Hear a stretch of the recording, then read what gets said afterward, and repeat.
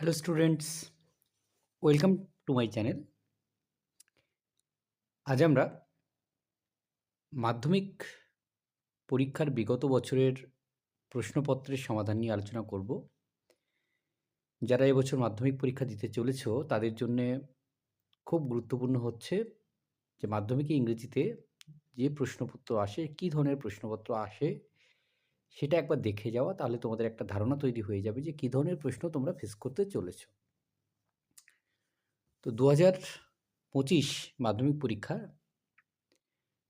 Question, তার প্রশ্ন উত্তর সমাধান সহ অলরেডি আপলোড করা আছে। তো আজকে আমরা 2024-এর মাধ্যমিকের যে প্রশ্নপত্রটি এসেছিল সেটার সমাধান নিয়ে আলোচনা করব।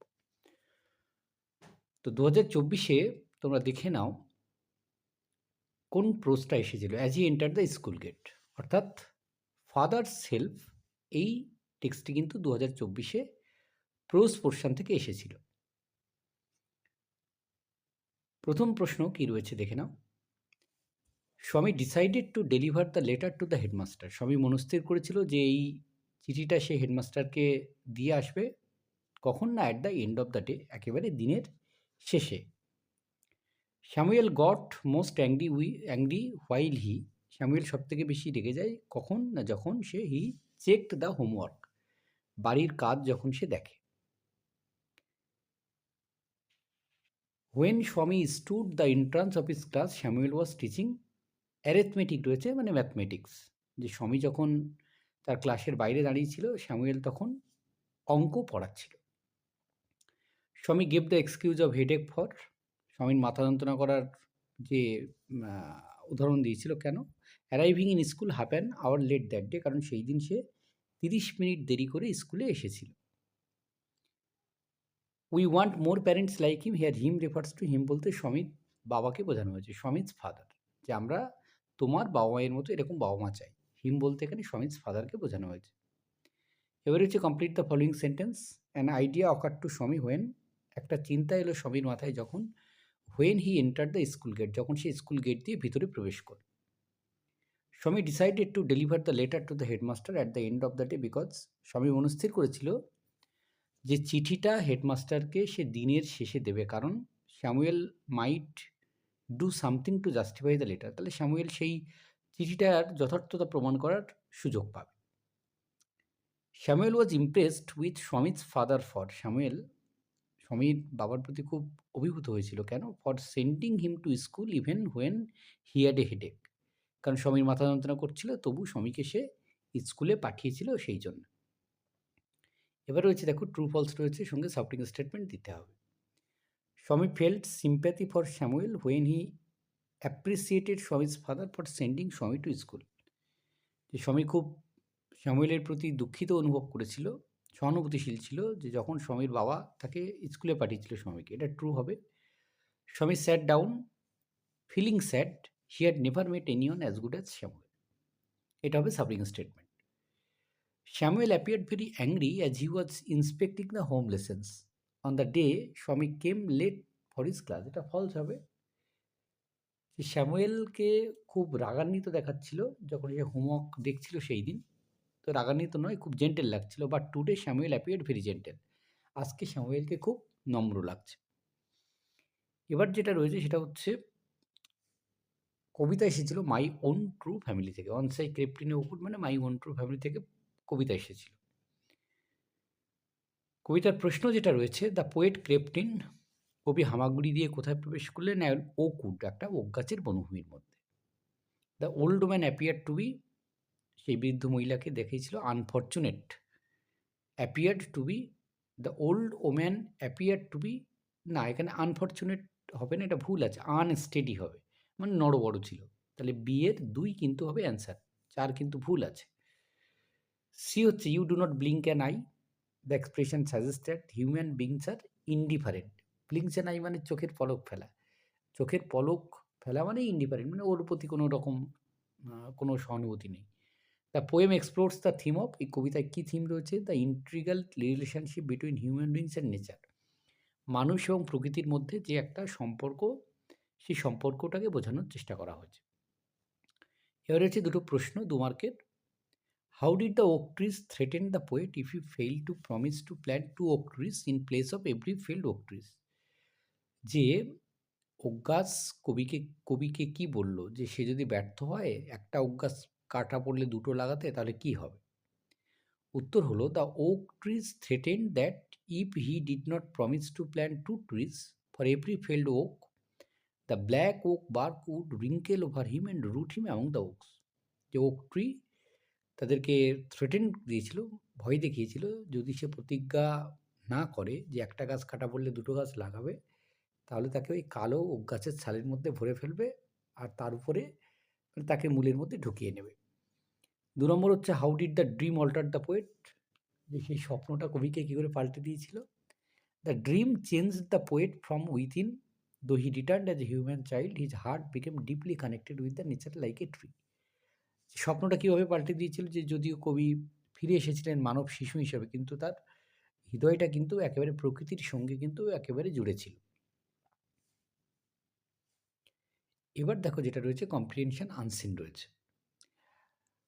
আনসিনটা আমরা পড়ি, তারপর প্রশ্ন উত্তরগুলো করব। The neglected irrigation canal passing through the heart of the Champdani town has become a matter of great concern for the residents. বলছে ওই যে ইরিগেশন ক্যানেল মানে খাল যেটা রয়েছে, সেই খালটা হচ্ছে যেটা গেছে ওই চম্পাদনি শহরের মাঝখান দিয়ে, সেটা সেখানকার অধিবাসীদের জন্য চিন্তার বিষয়। It is posing A threat to the environment of the town. শহরের যে পরিবেশ আছে সেটাকে এটা একটা বেশ সমস্যার আর কি। The heavily silted irrigation canal with practically no flow of water except during monsoons in full of weeds ডাট অ্যান্ড ফিল্থি। মানে এখানে যেহেতু জল স্বাভাবিকভাবে চলাচল করে না, এবং বর্ষাকালে কী হয়, এখানে প্রচুর আগাছা জমে থাকে, নোংরা জমে থাকে। Stagnation water at different pockets of the irrigation canal has become a favorable breeding ground of mosquitoes, tie and rodents. মানে এখানে কি হয়েছে, যেহেতু জলটা জমে থাকে আর নোংরা পড়ে থাকে, সেই কারণে এখানে মশা, বিভিন্ন ধরনের ইঁদুর-টিঁদুর এগুলোর উপদ্রব খুব বেড়েছে। Moreover during the high tide and monsoons, যখন হচ্ছে খুব জল খুব বাড়ে আর কি, আবার আর বর্ষাকালে, when the Hooghly river is in spate, Hooghly নদীতে যখন বন্যা হয় বা হুগলি নদী যখন ভর্তি হয়ে যায়, the lock gates of the DVC irrigation canal are open to allow back flow of water. তখন ডিবিসির ইরিগেশন ক্যানেলটাকে ছেড়ে দেওয়া হয় এখান থেকে জলটা যাওয়ার জন্য। The heavily silted irrigation canal with no capacity to hold excess flow of water overflows in inundating a large part of Champdani town. আর যেহেতু এই ক্যানেলটা খনন করা নেই, মানে সেহেতু এর গভীরতা কম থাকার কারণে কী হচ্ছে, জলের যে ফ্লো সেটাকে সহ্য করতে পারে না। তার ফলে কী হয়, চম্পাবনি শহরের আশেপাশের এলাকা কিন্তু ভীষণভাবে ওই মানে বন্যায় প্লাবিত হয়ে যায়, জলে প্লাবিত হয়ে যায়। The drainage system fails to empty since the irrigation canal water finds its way into the residential area through drains.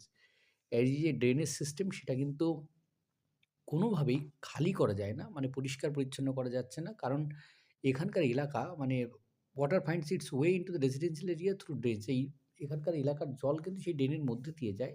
The local civic body chairman mister Suresh Mishra said the canal has been neglected for years. ওখানকার স্থানীয় civic বডির chairman mister Suresh Mishra বলেছেন যে এই ক্যানেলের দেখাশোনা করা কিন্তু দীর্ঘদিন ধরে দেখাশোনা করাই হয় না, বেশ দীর্ঘ বছর ধরে। Intensive dredging must be conducted to restore the irrigation canal of its original depth. এর গভীরতা ফিরিয়ে আনতে গেলে কী করতে হবে, ক্যানেলটাকে খনন করতে হবে। The dense layer of weeds filth and dirt needs to be cleared off to stop stagnation of water. আর এর মধ্যে যে আগাছা, যে নোংরা যেগুলো সব পড়ে আছে, সেগুলোকে তুলে পরিষ্কার করে ফেলতে হবে যাতে জলটা আর না জমে। The DBC needs to pay attention towards the repairing and maintenance of the canal and lock gates so that they can withstand the massive water pressure during monsoon when the Hooghly river is in a spate. আর ডিবিসির প্রয়োজন কী হচ্ছে, যে তাকে আরও মনোযোগী হতে হবে, যে এই ক্যানেলটার রিপেয়ারিং করতে হবে, মেইনটেনেন্স করতে হবে, যাতে লক গেটগুলো যখন তারা খোলে, তাহলে যখন তাতে যে জলের প্রেশার সেটা হচ্ছে নিতে পারে। বিশেষ করে বর্ষাকালের সময় যখন হুগলি রিভার সেখানে জল ভর্তি হয়ে যায়। এটা কোথায় নেওয়া হচ্ছে? আর্টিকেলটা পাবলিশ হয়েছিল দ্য স্টেটসম্যানে 17 জুলাই 2023-এ। তাহলে এটা একটা নিউজ পেপার রিপোর্ট। প্রথম প্রশ্ন দেখে নাও, দ্য প্যাসেজ ইজ অ্যাবাউট, 4 নম্বর উত্তর, the impact of a neglected canal on Champdani. 2 নম্বর হচ্ছে, resident of the town are concern that the canal is becoming a threat to the environment of the town. 3 নম্বর, the canal has become a favourable breeding ground for mosquito, flies and rodent because there is stagnant water in different pockets. 4 নম্বর হচ্ছে the canal was dug for the purpose of irrigation. The situation at the canal bed because caused loss of capacity to hold water. 6 number, an appropriate title for the passage would be canal losing its flow due to filth and dirt, neglected irrigation canal posing health hazards. Next was a true false রয়েছে সঙ্গে supporting statement. The log gates of the DBC irrigation canal are open during monsoons only, false হবে।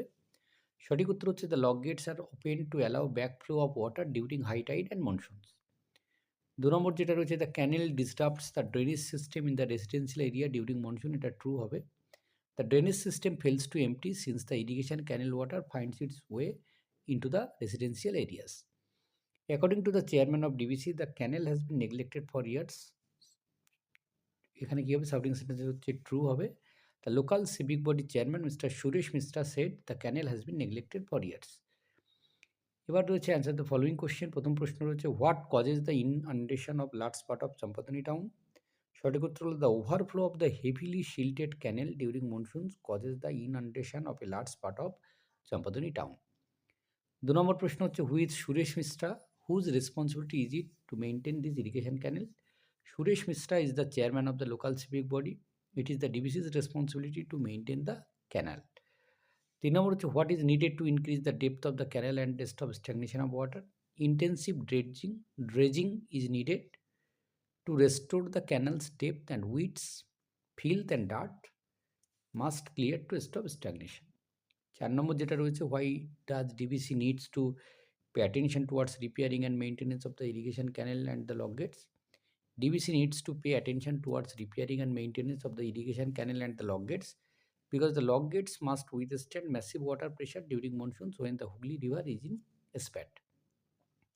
এবার হচ্ছে grammar and vocabulary. প্রথমে রয়েছে সঠিক forms of ভার্বটা বসাতে হবে। As the temperature has been soaring so high it is advised to take cool showers many times a day, people should drink plenty of water. Plenty মানে অনেক পরিমাণে, প্রচুর পরিমাণে। Article preposition, we must consider the unemployment problem with great seriousness and try to solve it at the earliest opportunity, this would be beneficial to our younger generation. Complex sentence করতে হবে। প্রথম বাক্যটা, I am too tired to walk, I am so tired that I can not walk. The students are staging a play, voice change করলে কী হবে, a play is being staged by the students. 3 নম্বর হচ্ছে, mother said to the boy do not waste time on mobile phone. Indirect speech করলে কী হবে, the mother told the boy not to waste time on mobile phone. এবার দেখো রয়েছে phrasal verb. Escaped হচ্ছে পালানো, মেড অফ হবে। Died হচ্ছে মারা যাওয়া, পাস্ট হ্যাভে হবে। হাইড মানে লুকোনো, হোল্ড ব্যাক হবে। শব্দগুলো, রিস্ক অর হ্যাজার্ড হচ্ছে threat, a sudden forceful flow হচ্ছে স্প্যাট, ফ্লোডিং হচ্ছে ইনআনডেটিং, আর removal of sediment from the bottom of river হচ্ছে ড্রেজিং। রাইটিং স্কিলে দেখে নাও, write a letter to your friend who stays far away describing your most favourite festival in West Bengal. এটা এসেছিল, letter এসেছিল। তোমার প্রিয় উৎসব সম্পর্কে বন্ধুকে চিঠি লিখতে হবে পশ্চিমবঙ্গে। 8 নম্বরে ছিল একটা নিউজ পেপার রিপোর্ট, যেটা হচ্ছে ওই করমণ্ডল এক্সপ্রেসের যে ট্রেন দুর্ঘটনা ঘটেছিল তার উপরে ছিল একটা নিউজ পেপার রিপোর্ট। এই যে রয়েছে পয়েন্টসটা, এই পয়েন্টসগুলো কিন্তু ছিল। নম্বর 9-এ ছিল একটা নোটিশ লিখতে হবে। Your school is going to organise a sit and draw competition, অর্থাৎ সিট অ্যান্ড ড্র কম্পিটিশানের উপরে একটি নোটিশ কিন্তু এসেছিল। তো এই হচ্ছে পুরো মাধ্যমিক কোশ্চেন 2024, তার কিন্তু সলিউশন এবং কী কী প্রশ্ন এসেছিল সেটা তোমরা দেখে নিলে। ধন্যবাদ সকলকে সঙ্গে থাকার জন্য। দেখা হচ্ছে পরের ভিডিওতে।